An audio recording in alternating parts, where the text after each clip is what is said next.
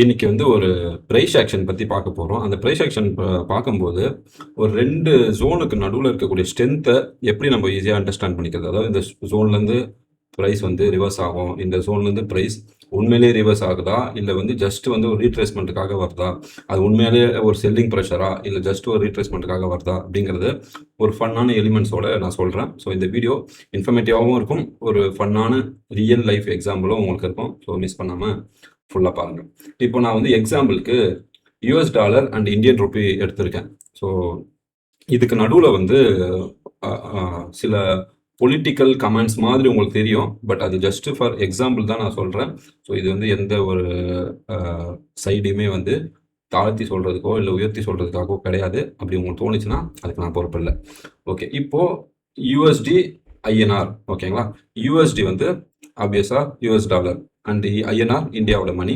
இதை நான் எப்படி ரெப்ரசன்ட் பண்ணுறேன்னா, யூஎஸ்டி வந்து டொனால்ட் ட்ரம்ப் யூஎஸோட பிரசிடென்ட்டாகவும், ஐஎன்ஆர் வந்து இந்தியனோட பிரைம் மினிஸ்டர் அவர்களையும் நான் வந்து எக்ஸாம்பிளாக வச்சுக்கிறேன். ஓகேவா.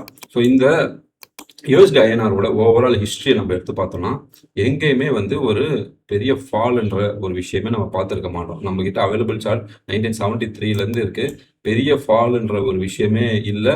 ஈவன் 12 மந்த் சார்ட்டில் பார்த்தீங்கன்னா மொத்தமாகவே ஒரு 7-8 கேண்டில், இங்கே ஒரு 3, இங்கே ஒரு 2, 5, இங்கே ஒரு 2, ஓகேவா. ஸோ மொத்தம் 8, இங்கே ஒரு குட்டி குட்டி கேண்டில்ஸ். ஓகே, மொத்தமாகவே அவ்வளோதான் ரெட் கலர் கேண்டில்ஸே இருக்குது. இது எல்லாமே வந்து க்ரீன் கலர் கேண்டில்ஸ் தான். சில பேர் சொல்லலாம் இந்த ஃபால் வந்திருக்கு, அந்த ஃபால் வந்து உண்மையான ஃபால் தானே அப்படின்னு சொல்லுவீங்க. அதை நம்ம இப்போ ப்ரைஸ் ஆக்ஷனில் பார்ப்போம். இப்போ நமக்கு ஸோ ஏறுமுகமாகவே இருக்குது. 95.3870 இருக்குது. இப்போ நம்ம 6 மந்த் ஜோனுக்கு வந்துடுவோம். இருக்கிற ட்ராயிங் எல்லாத்தையும் நான் டெலிட் பண்ணிடுறேன்.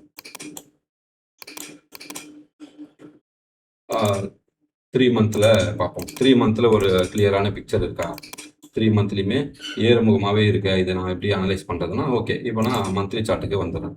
மந்த்லி சார்ட்டில் உங்களுக்கு எக்ஸ்பிளைன் பண்ணும்போது ஏன் இந்த ஃபால் எல்லாம் ஆக்சுவல் ஃபால் கிடையாது, டம்மி ஃபால் அப்படிங்கிறது நான் சொல்கிறேன். அதாவது ஒவ்வொரு வாட்டியும் ஹிஸ்டாரிக்கலாக நீங்கள் செக் பண்ணி பாருங்கள்.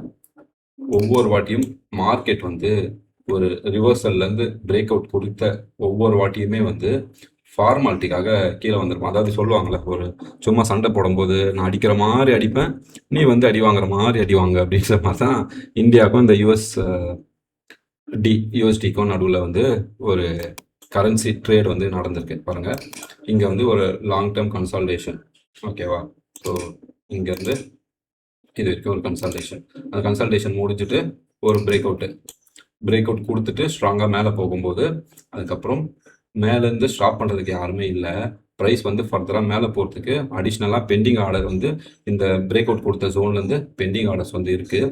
அதை எடுக்கிறதுக்காக வரணும். வரப்போ எப்படி அக்ரெசிவாலாம் வரமாட்டேன், நான் பாட்டுக்கு பொறுமையாக வருவேன். வந்துட்டு ஆர்டர் எடுத்துகிட்டு அவன் பாட்டுக்கு போயிட்டே இருக்கின்ற மாதிரி தான் ஒவ்வொரு வாட்டியும் என்ன நடந்திருக்கு. இங்கே பிரேக் அவுட்டு, ஒரு நார்மலான ஒரு ரீட்ரேஸ்மெண்ட்டு, அதுக்கப்புறம் ஆர்டர் எடுத்துகிட்டு மறுபடியும் சர்வர்னு மேலே போயிட்டானா, மேலே போனவன் திரும்பவும் ஒரு ஹாரிசாண்டல் பேட்டர்ன் பிரேக் அவுட். இங்கே வந்து ஒரு பிரேக் அவுட்டு. அந்த பிரேக் அவுட் நடந்த பிறகு என்ன நடந்திருக்கு, திரும்பவும் கேஷுவலாக அப்படி, அதாவது நான் வந்து விழுகிற மாதிரியே இருப்பேன், ப்ரைஸ் வந்து ரிவர்ஸ் ஆகிற மாதிரியே இருக்கும், ஆனால் நான் ரிவர்ஸ் ஆக மாட்டேன். ஏன்னா நான் சும்மா தானே அடிக்கிறேன். உன்னெல்லாம் அடிக்க முடியுமா? ஐஎன்ஆர் போயிட்டு ஒரு யூஎஸ்டி அடிக்க முடியுமா? அடிக்க முடியாது.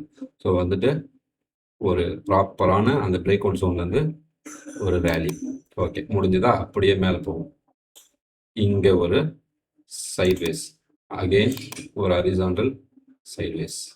உங்களுக்கு ப்ரைஸ் எவ்வளோ அக்யூரேட்டாக சூப்பராக காட்டி கொடுக்குது பாருங்க. அதாவது நம்ம சொல்லுவோம் சார்ட் வந்து என்றைக்குமே பொய்யே சொல்லாது. Chart is a data. Chart just வந்து கேண்டில்ஸ்டிக் பேட்டர்ன் கிடையாது, அது வந்து ஹிஸ்டாரிக்கலாக என்ன நடந்திருக்குன்றதுக்கான டேட்டா. அந்த டேட்டா வந்து நமக்கு கிளியராக காட்டி கொடுத்துரும். வந்து இங்கே பாருங்கள், 2022லேருந்து 2024 வரைக்குமே ஒரு சைட்வேஸு, ரொம்ப குட்டி குட்டியாக சைட்வேஸ் நடந்தது. இந்த இடத்துல பிரேக் அவுட் ஆன பிறகு மார்க்கெட் சர்ன்னு மேலே போனது அப்படியே ஏதோ அக்ரெசிவாக வர மாதிரியே இருக்கும். ஆனால் அவன் வந்தது எதுக்கு? இருக்கக்கூடிய பெண்டிங் ஆர்டர் எடுத்துட்டு அந்த ரீட்ரேஸ்மெண்ட், ஃபார்மல் ரீட்ரேஸ்மெண்ட், அது வந்து ஒரு அக்ரெசிவ் ரீட்ரேஸ்மெண்ட்டோ கிடையாது, ஃபார்மலாக ஒவ்வொரு பிரேக் அவுட்லையும் நடக்கக்கூடிய ஒரு ரீட்ரேஸ்மெண்ட் தான். இப்போ வந்தான் வந்தான் சுட்டா ரிப்பீட்டுன்ற மாதிரி வந்தான் பெண்டிங் ஆர்டர் எடுத்தான் ரிப்பீட்டு மேலே போகிறான், வந்தான் பெண்டிங் ஆர்டர் எடுத்தான் ரிப்பீட்டு. அந்த மாதிரி ஒவ்வொரு பிரேக் அவுட்லையுமே வந்து மார்க்கெட் ரிவர்சல் ஆனது பெண்டிங் ஆர்டர் எடுக்கிறதுக்கு மட்டும்தான்.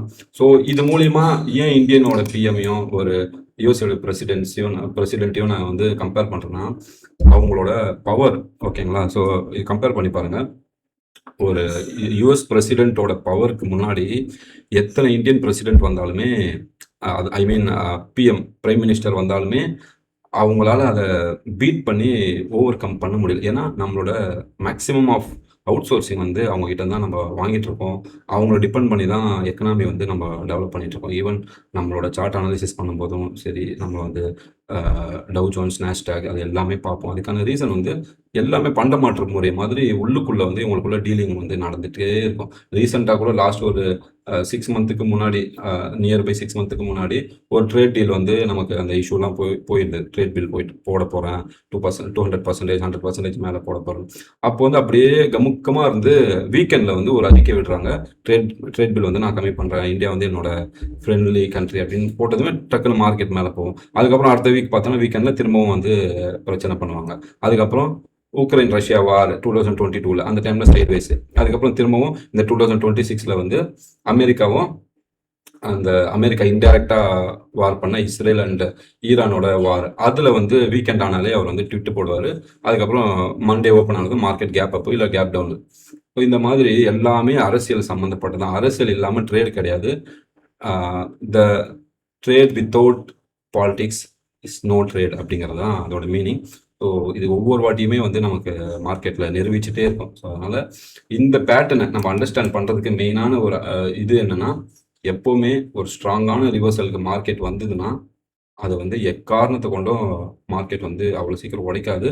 இன்னொன்று, அகெயின்ஸ்ட் வரக்கூடிய ஒரு ஃபோர்ஸ் வந்து பவர்ஃபுல்லாக ஃபோர்ஸாக இருக்கான்னு நம்ம பார்க்கணும். பவர்ஃபுல்லான ஃபோர்ஸ் இல்லைன்னா அது வந்து என்னதான் அப்படியே பெருசாக பெரிய பெரிய பேட் நியூஸ் வரும், ஒரு சைடு வந்து குட் நியூஸ் வரும், இந்தியா வந்து வல்லரசு நாடு அது இதுன்னு நியூஸ் எல்லாமே வரும்.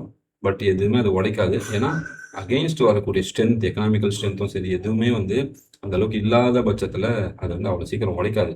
ஸோ இதான் நான் சொல்லணும்னு நினச்சேன். இந்த வீடியோ உங்களுக்கு பிடிச்சிருக்கும்னு நினைக்கிறேன். இந்த மாதிரி இன்ஃபர்மேட்டிவ் அண்ட் ஒரு ஒரு டீட்டெயில் எக்ஸ்ப்ளனேஷன் வீடியோ உங்களுக்கு ஃபர்தராக வேணும்னா நம்மளோட சேனலை ஃபாலோ பண்ணிக்கோங்க. இன்னொரு வீடியோவில் மீட் பண்ணுவோம். Thank you so much.